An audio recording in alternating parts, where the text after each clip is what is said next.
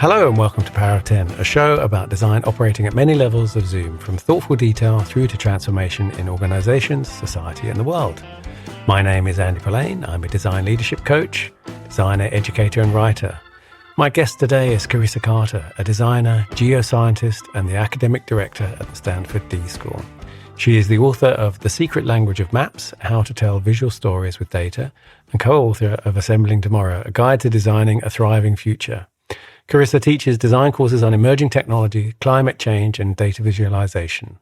Her work on designing with machine learning and blockchain has earned multiple design awards. Carissa, welcome to Power of 10.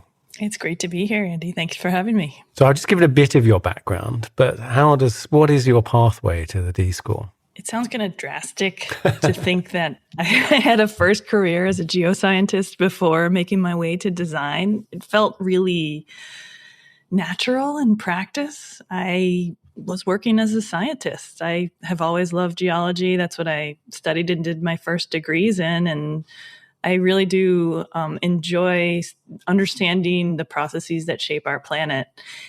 I've also always had a thread of how do we build? How do we make? What is art? How do we present information? I never really knew how to pull those things together when I was younger.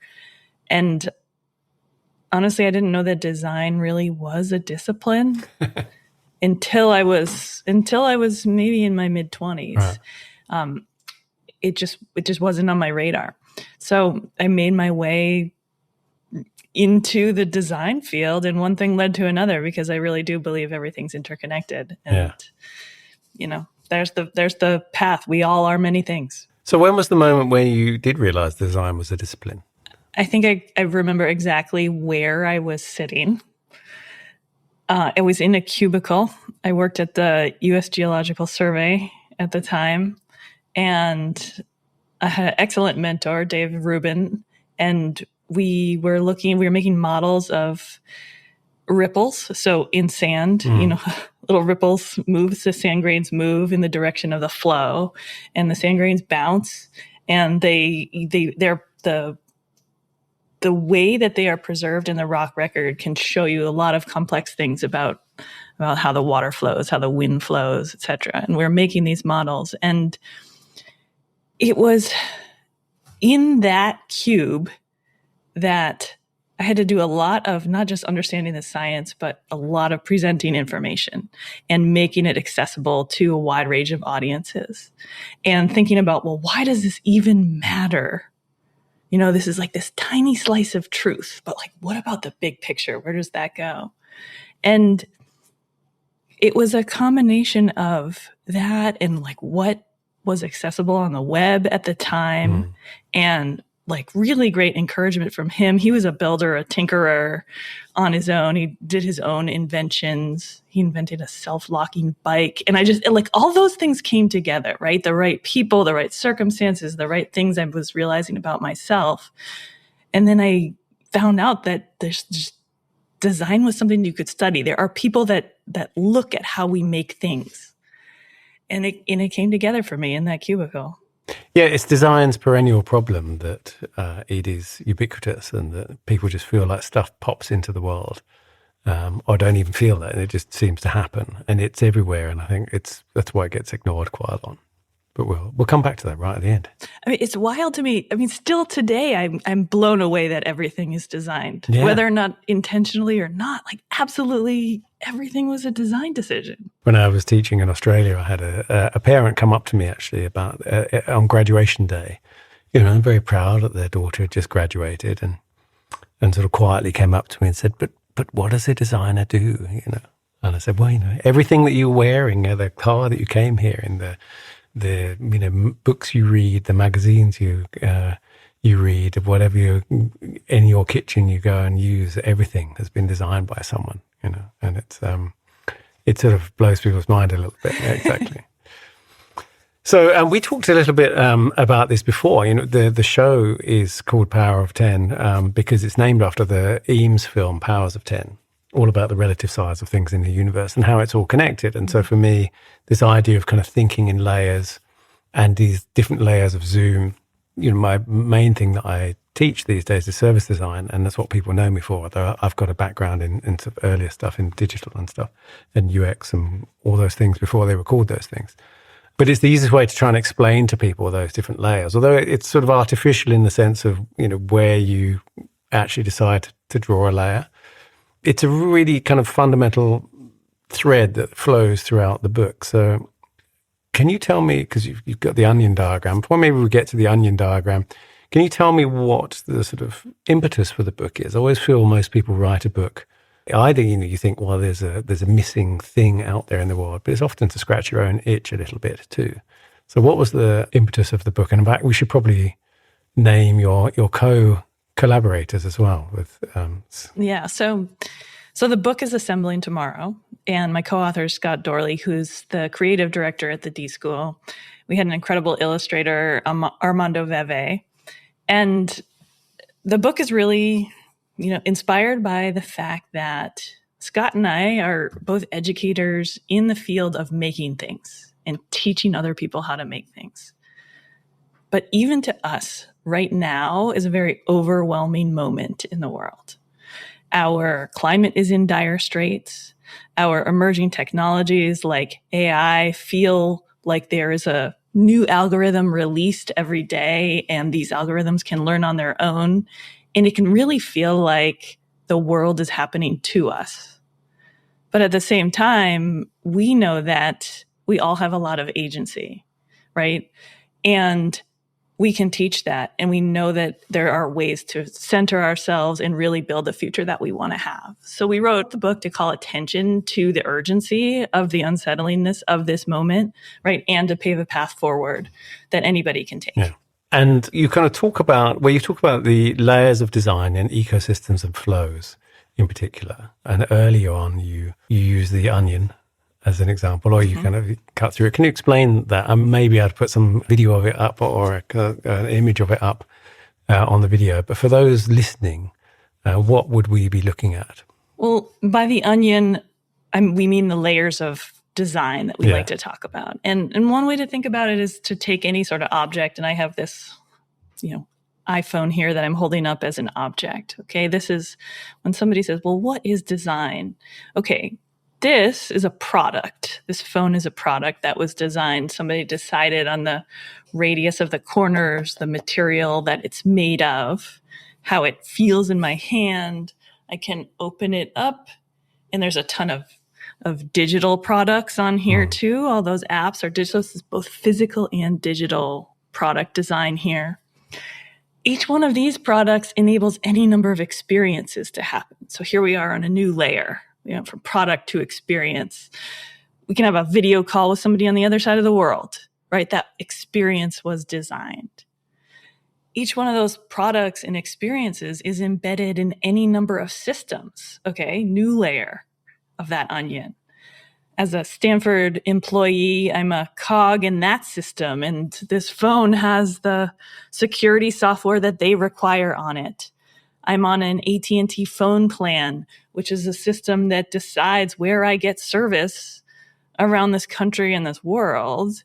If I want a new app, I get one from the App Store, another system that was designed, right? So product, experiences, and systems are all layers. But every single one of those products, if I'm going down into the onion now, is enabled by any number of technologies, both digital and physical technologies. Yeah.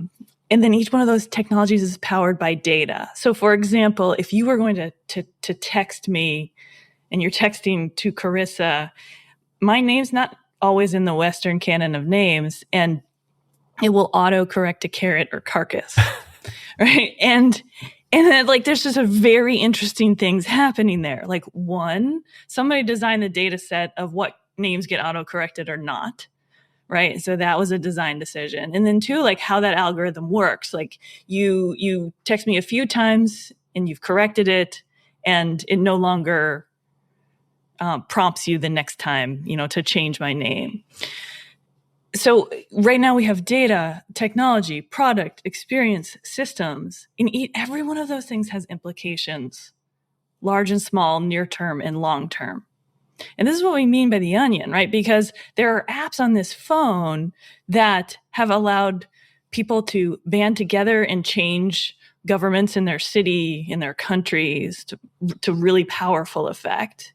And those same technologies have enabled things like intense school bullying. Yeah.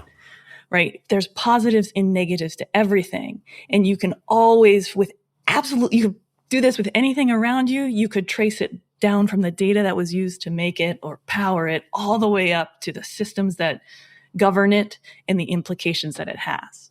There's an interesting thing that I think that happens John Colker talks about in a book about the semantic zoom. Particularly if you take a physical product and you kind of zoom in and you end up down in the kind of material level of it. And actually the iPhone's a good example because of the rare earth metals in it, right? Mm-hmm. But then you zoom out again, you go, okay, this thing exists in an ecosystem of my Apple ecosystem, for example, and that exists in the kind of marketplace, that exists in the world. And as we're kind of seeing at the moment, that the company Apple is kind of rubbing up against the legal frameworks of the EU and those kinds of things. And you kind of zoom right out and you get geopolitics again, which of course, materials that are coming from problematic countries, that all kind of bounce together. So it kind of wraps around the other side again. Absolutely, right? And it's really interesting questions for our own value systems and what are our ethics and what are our boundaries, our constraints. So you divide the book into intangibles and actionables. And so I am interested in the book is very, very beautiful, by the way. And thank you. When we spoke before, I made a note about the kind of information architecture of the book, because one of the problems with this, as I'm sure you know, it's the kind of perennial service design problem is when everything's connected to everything else, where do you start? And how do you tell something, the story of this stuff, in a medium that is sequential, really? So how did you go about that, and why did you make that division?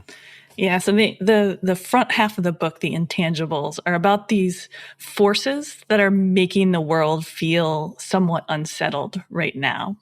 And the back half are the actionables, which is what can we do about it? And what can we do about it from a very personal agency perspective?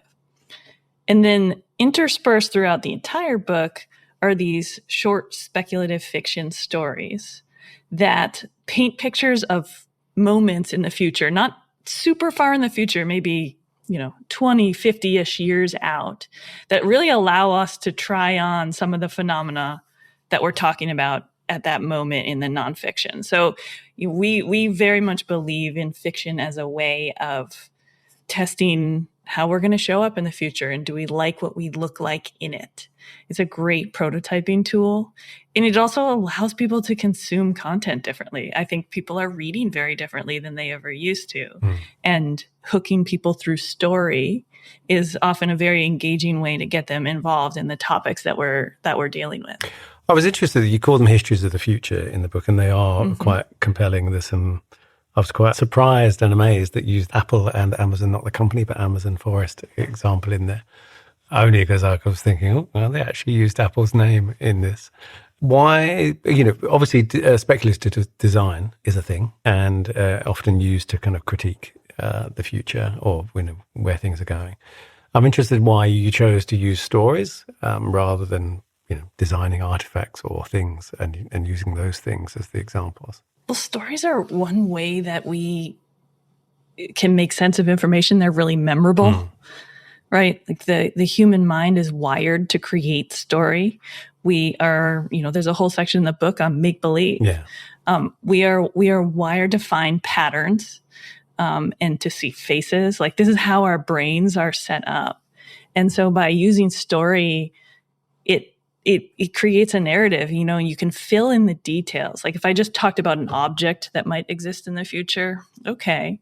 But like put that object in context and have somebody using it and have people fighting over it and then, reacting to it, and you pull in the emotions, and it really brings in the whole human experience when you use a story. Yeah. Yeah, no, I agree. There's a quote you have in there, I think, which is actually something I've always said, or I was interested to find the quote around no one was ever persuaded by the numbers or something. Was that? I think that's in there, or maybe I read it today from somewhere else. I'm not exactly sure which one you're referring to. Yeah. Nobody's ever. There's just this thing, this idea that we tend to talk about businesses and leadership often talk about kind of numbers as these very concrete things, but obviously any projections in the future are just as made up as a speculative fiction, right? But it's actually, I've always found that the numbers give people permission to believe in the story, but it's actually the story, as you said, it's the memorable thing that people kind of take with them. I mean, and when you talk about numbers too, right? You're talking about what you've chosen to measure, and what you've chosen to have value, and that can be really problematic on its own, right? Because we tend to think that the things that we measure are the things that matter most, and the minute you decide, like, oh, this is our metric, right, you're locked into that. Yeah, absolutely. And you've got quite a lot. I mean, you've got a lot about this, but you also, I think you talk about the kind of crime figures somewhere as well, crime prediction as a sort of problematic thing because it's based actually on arrest data rather than actual crimes. Because if I speed somewhere or break the law and nobody catches me, then it never appears in the data. Yeah. Right. And so then where are we looking? Who are we arresting? It's a self-building phenomenon. Yeah. We're obviously in the midst, well, perhaps we're not in the midst, maybe we're coming over the peak of an AI hype cycle at the moment as we speak. It features a lot in the book. I would say you're fairly balanced, actually, or kind of neutral, I'd say, about AI in the book, that you're not particularly, I don't think you do this with any of it, actually, in the book, where it's not particularly that you're screaming, this is kind of terrible, terrible thing, nor are you kind of saying it's fantastic either. There's sort of caution throughout the book. You have a whole thing around the kind of relationships with AI in the book. Do you want to talk about that a little bit? Yeah. I mean, well, just to unpack that lead up there, what was fascinating is we really wrote this book, the main bulk of the writing was between 2021, 22, little bit 23, right? So this AI wave that you're talking about, us today, right? Like it hadn't happened yet. And what was happening as we were writing, right, is like one thing after another, like just started to come true, right? So like we have double the amount of stories that we threw out because things were just happening so fast that acceleration was really, really felt as we were writing this, in particularly with AI, right? Especially with generative AI's, advancements in the last 18 months. And we really did try to toggle between the dystopian, utopian versions of what might happen because, we don't believe that either is going to be the case, right? There is no perfect utopia. There's a figure in the book that, really says like even utopias have a sewage system, which I just love, right? Because in his a beautiful Armando drawing of what a sewage system for a utopia looks like in there. You should check that out. But the reality, right, is like it's not all going to be doom and gloom either. And we have to be able to work and acknowledge the things that are going wrong as we are pushing forward to try to do the right thing. And I think that's a lot of what is troublesome about tech and AI development right now is that we are really in love with the possibilities of what might be, that we forget to look at what could go wrong along the way. Yeah. And this culture of shepherding our mistakes into the future doesn't really exist yet.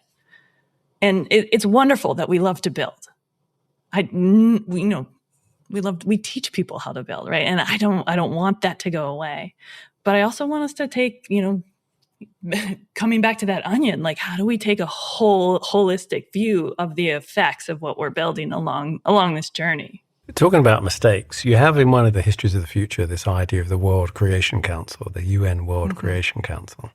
Can you explain what that would be and what its job is? It's a very, very sad and touching story actually in the book. I don't know how much you want to tell the whole story of that. No, that comes in a story called Hello Mamas. And in this story, if I can distill it really quickly, there's a son who loses his mother, and this is taking place in the future.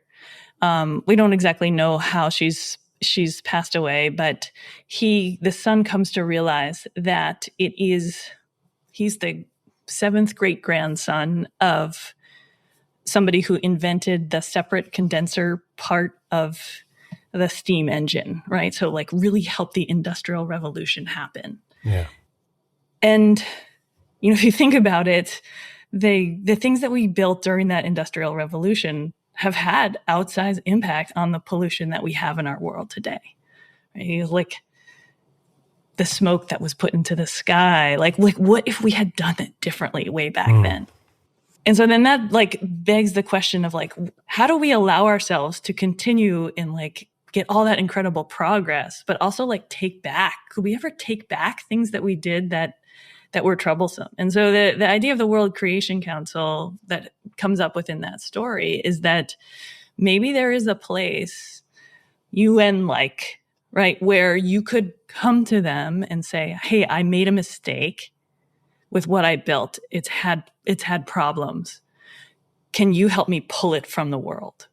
Right. And how that would happen, like, would take some sort of like systemic technological big breakthroughs to happen. But like, what if that was possible? And so in this story, the main character, Dunn, is trying to pull his 7th great grandfather's separate condenser from existence. Then I won't give away exactly what happens, but yeah. So the council's job is to sort of kick into gear, and I would have to spoil it in order to say actually how that happens, but what happens at the end. But to really try and remove this problematic technology from existence. But you have a whole thing about the sort of the creator does not suffer any harm from this. This is like a global or UN decision to say, we recognize that we don't want to stymie people making things, but we also need to have a mechanism to do a kind of take back. Yeah, right. Yeah, like, so like there's got to be a balance between really, encouraging people to want to innovate, but also sometimes we don't know the negative effects when we launch something, and it can get beyond us. I mean, there's so many examples of this in the world, like everything from social media, right? Like in the beginning, it's to say hi to your friends, and now it can be really emotionally, societally troubling. We're addicted. There's that type of example, all the way down to like the coffee pods that now contribute so much waste, or toothbrushes, right? Like there's like products, physical and digital. How do we allow people to keep that experimentation? But then is there a way to come together and say like, okay, we got to pull this from our society? But isn't there a kind of, all things in moderation problem there that almost anything in the world has, including humans, has a positive side and a kind of negative effect, particularly once it has gone beyond a certain scale. And that the kind of fundamental issue underneath this is our obsession with using growth as the measure of success. And that if you move away from that, then that kind of ameliorates a kind of lot of the problem, rather than the objects themselves. Yeah, I mean, I do think we're obsessed with speed and efficiency as a society, right? Make everything faster, get that done more quickly. And that has become a new metric. Is it the only one? I'm not sure. I mean, like I am thinking about the Montreal Protocol and our ability to come together to remove CFCs, chlorofluorocarbons, from the atmosphere, right? And like their existence was to help, aid in refrigeration more than anything else, right? And so if you grew up, were around in the 90s, like you remember that campaign to get the whole of out of the ozone layer, right? That was like a global way that we actually banded together. I think it was, to this date, still the only time that we've had global consensus on anything. Yeah, especially to do with the environment. With the environment, right? And like, was that one about speed and efficiency? I mean, I'm with you on speed and efficiency, but it does feel like we have the ability to value other things too. We've seen evidence of it as a society. Well, it's kind of a growth thing, right? In the sense that this is the most efficient, meaning, in this case, probably cheapest way of cooling. And so therefore that's the thing we're going to use. And obviously then as it scales, it becomes a massive problem. But partly it's also about this idea of not thinking in terms of ecosystems. There's a guy called Joe McLeod who writes and talks a lot about the ends and endings. of the onboarding process is, talk about the iPhone again, your whole onboarding process is beautiful, but the offboarding process is really rubbish, right? And so we don't really think, and manufacturers that don't take into account very often the end of life cycle of things as a thing they should be designing. And here's a whole kind of framework for this. And so part of it's that as well, right? Which is if you're focused on growth as the metric, and it's mostly money, right? It's mostly sort of growth of the business. Then the kind of rubbish end of it, the disposal end of it, well, that's not a growth thing, right? Really, unless people go properly circular. So therefore, you kind of end up with that's the bit that gets ignored because no one's measuring that as a metric of success. Whereas instead, if you said, well, how much? If the measure of success of a company was not how much it had grown, but how much it had reduced its waste or its output in some way, I mean, these are all the kind of degrowth arguments, right? Then that measurement and the way we kind of think about success would radically change the behavior. I mean, I guess your book is kind of full of little things like this, of like how do you change behavior through changing what we measure and what we think about and focus on, right?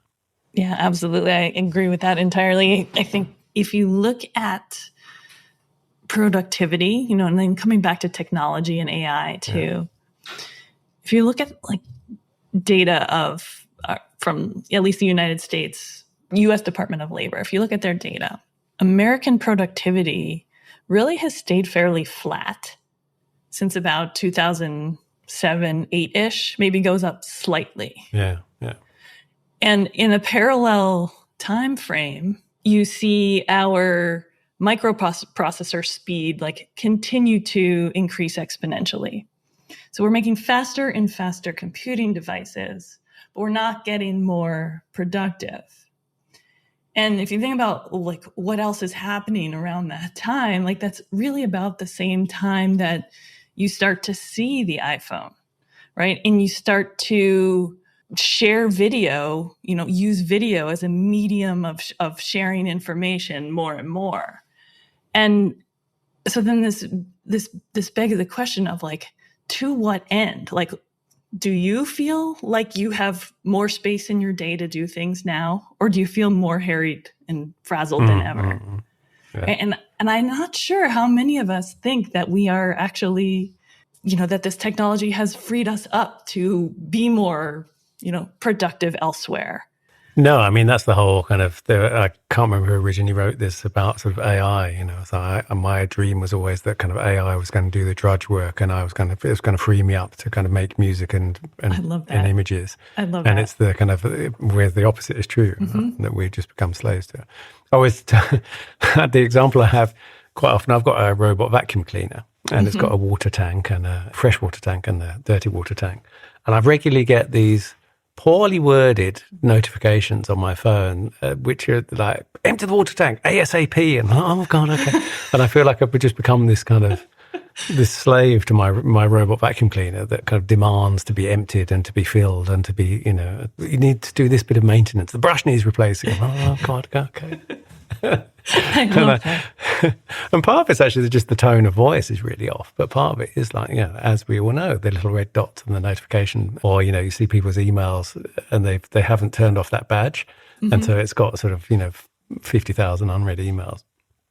We become these kind of real slaves to those devices. Is it a smart vacuum cleaner? Like, is it connected to the cloud in some way? It is. Supposedly, it's not sharing my data, but it could well be sharing the map of my house. Yeah, so you know where I was going with that, right? Yeah, which is another fascinating thing. Like we are, like, it brings me into the topic of privacy, right? Yeah.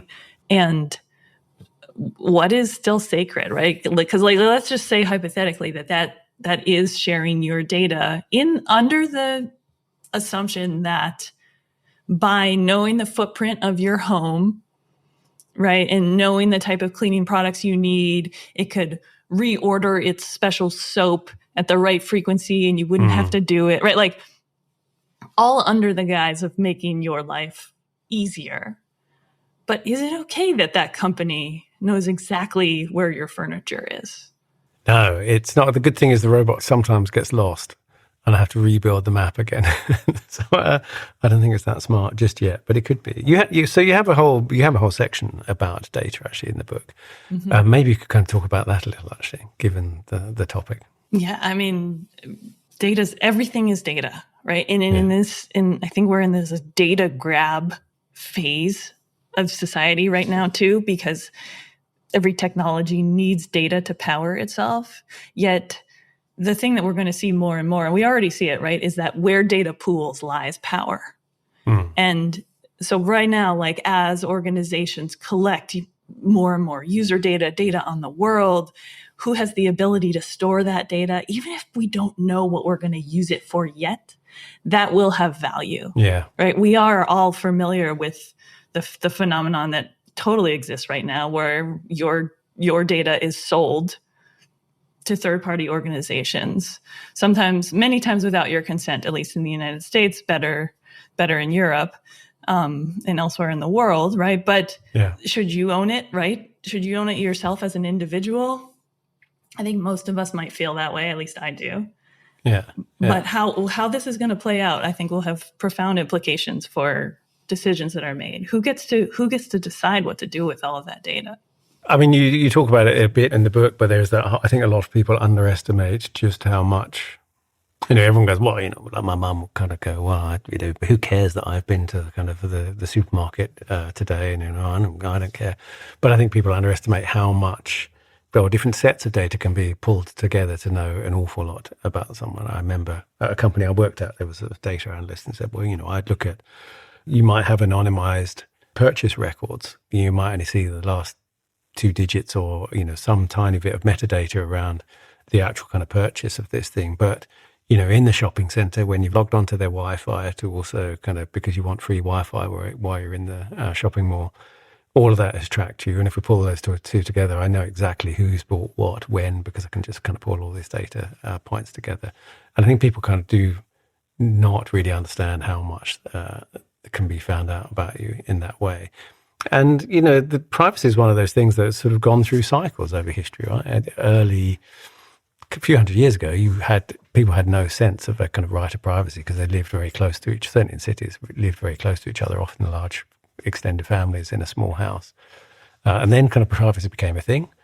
And then as a sort of concept, and it's sort of going away again. I'm sure there's quite a lot of apathy amongst kind of Gen Zs about that. Like, it's just, that ship has sailed. I think the thing that worries me right now is that data that the apathy exists, right? And people are giving away that location, their purchase history.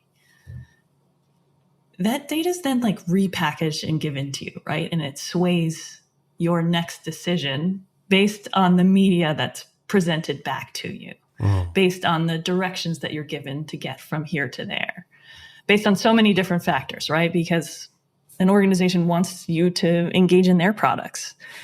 And it starts to get to a moment where I worry that my thoughts and behaviors aren't my own anymore. That you've been nudged sort of unconsciously. That I am being manipulated. Yeah. And right now, I think all of our behaviors are being manipulated. I mean, this is the polarization of the internet. Right? One video makes you watch this one video and it says, oh, you might also like, right? Like that is a well-documented phenomenon in things like YouTube that they've worked really hard to combat, right? But we know that our behaviors can be nudged.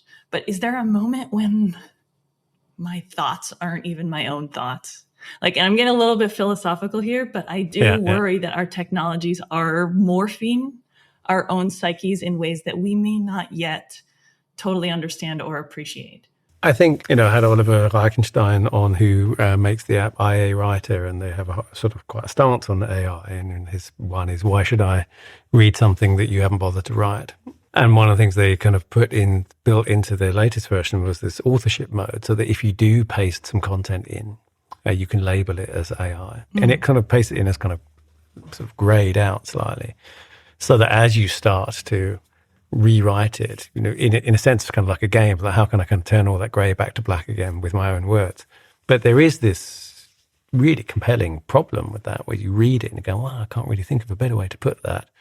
And so I might as well leave it how it is. I mean, you're at D school, I have students too, and this is definitely an issue. I think this was, we have a graduate program where you read essays for everybody that's coming into Stanford. And I think, a lot of people are talking, around the globe as to, people that have this year used AI to write essays. And I think one thing that, while I didn't see any like blatant people pasting in the ChatGPT says, blah, blah, blah, blah, blah, in their own personal essay. Yeah. There was a phenomenon I noticed this year that was different, which is that I felt like there was a lot of pandering.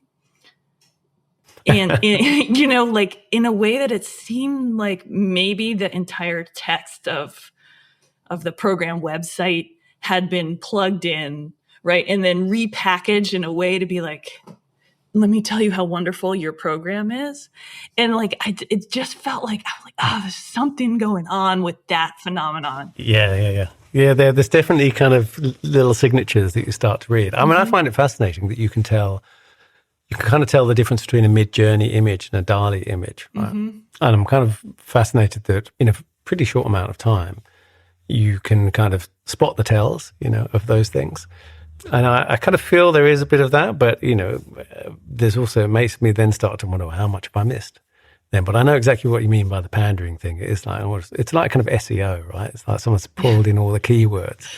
And then you kind of read it back and again, was kind of saying all the right things, but it's a bit soulless. There's a kind of uncanny valley aspect to those texts, I think, that show up. And then let me just give you the flip too, right? Is like, the amount of ways that I'm, like welcomed into, I just came back from vacation, right? And I used Suno to make a song for my out of office message, right? And it was so fun to do that.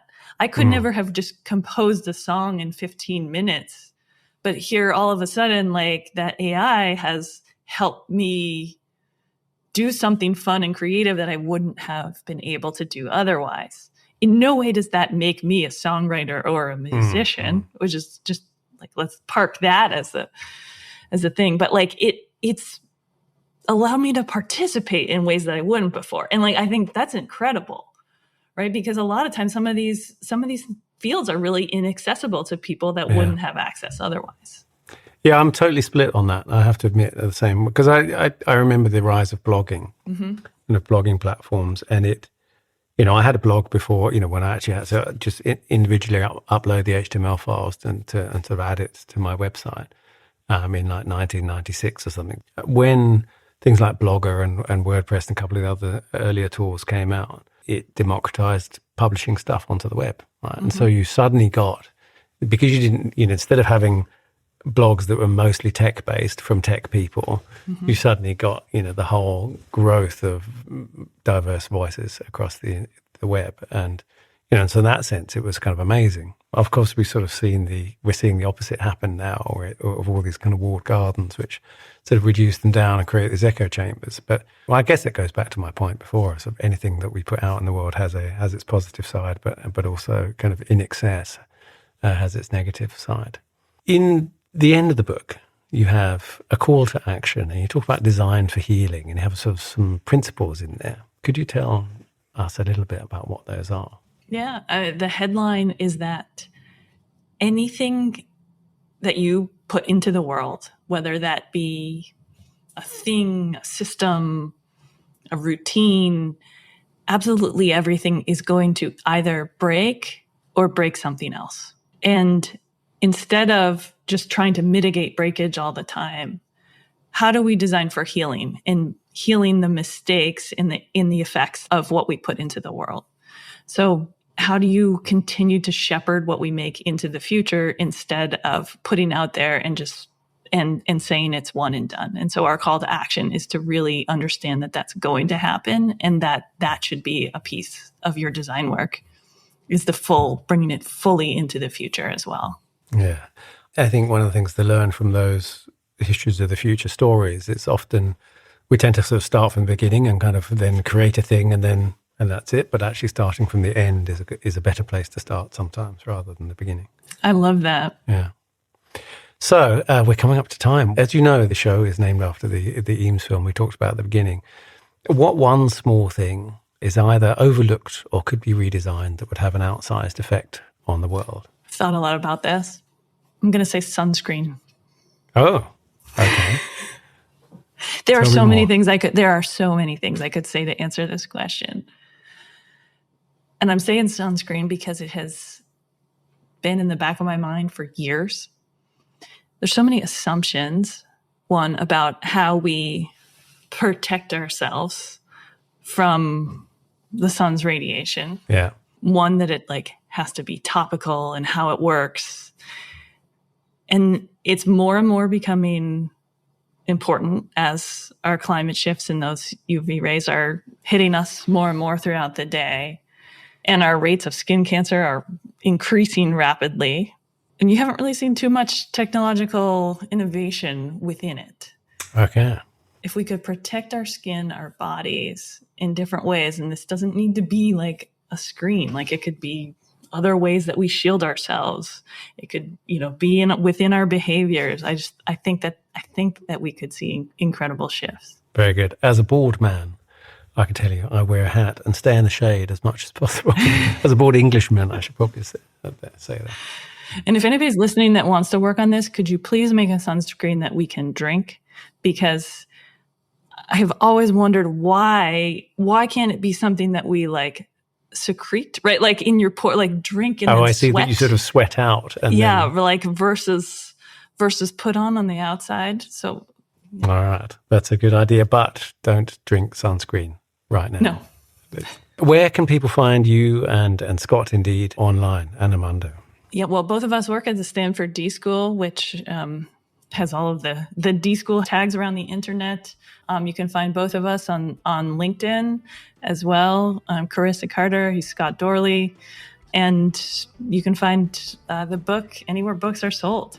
Great. I'll put all the links in the show notes. Thank you. Thank you so much for being my guest on Power of 10. Thanks for having me, Andy. It was great to chat with you this morning. You've been watching and listening to Power of 10. You can find more about the show on Polaine.com, where you can also check out my leadership coaching practice, online courses, as well as sign up for my irregular newsletter, Doctor's Note. If you have any thoughts, please put them in the comments or get in touch. You'll find me as Polaine on pkm.social, on LinkedIn, on my website, and all the links are in the show notes too. Thanks for watching and listening. I'll see you next time.